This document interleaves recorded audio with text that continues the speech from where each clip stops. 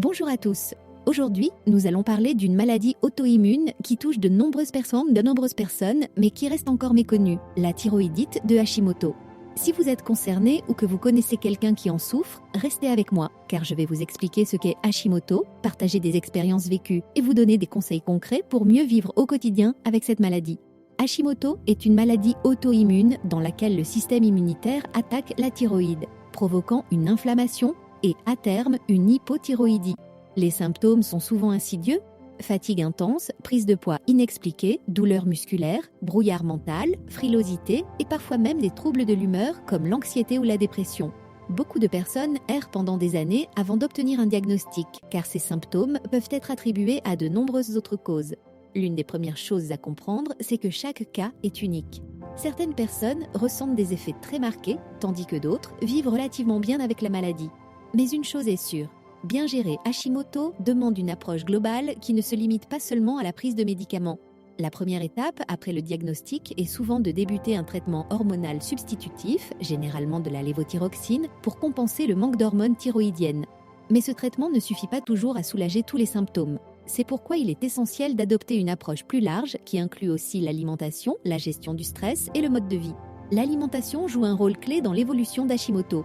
De nombreuses personnes constatent une amélioration de leurs symptômes en adoptant une alimentation anti-inflammatoire, en limitant les aliments ultra transformés et en privilégiant les nutriments essentiels à la thyroïde comme l'iode, le sélénium, le zinc et le magnésium.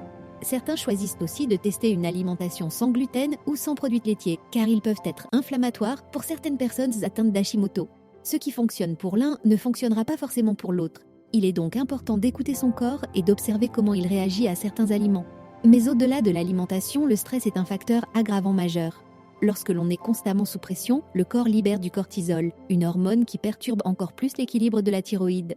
Trouver des outils pour réduire son stress est donc essentiel. La méditation, le yoga, la respiration profonde ou encore des promenades en pleine nature peuvent faire une vraie différence au quotidien. Beaucoup de personnes atteintes d'Hashimoto témoignent aussi d'un sentiment de solitude face à la maladie. C'est une maladie invisible et il peut être difficile d'expliquer à son entourage pourquoi on est épuisé après une journée normale ou pourquoi on a du mal à se concentrer. Trouver un groupe de soutien, échanger avec d'autres patients ou même en parler à son entourage permet de mieux vivre la maladie et de se sentir compris. L'un des plus grands défis avec Hashimoto est la gestion des fluctuations de l'état de santé. Certains jours, on se sent bien et d'autres, on a l'impression que le corps ne suit plus.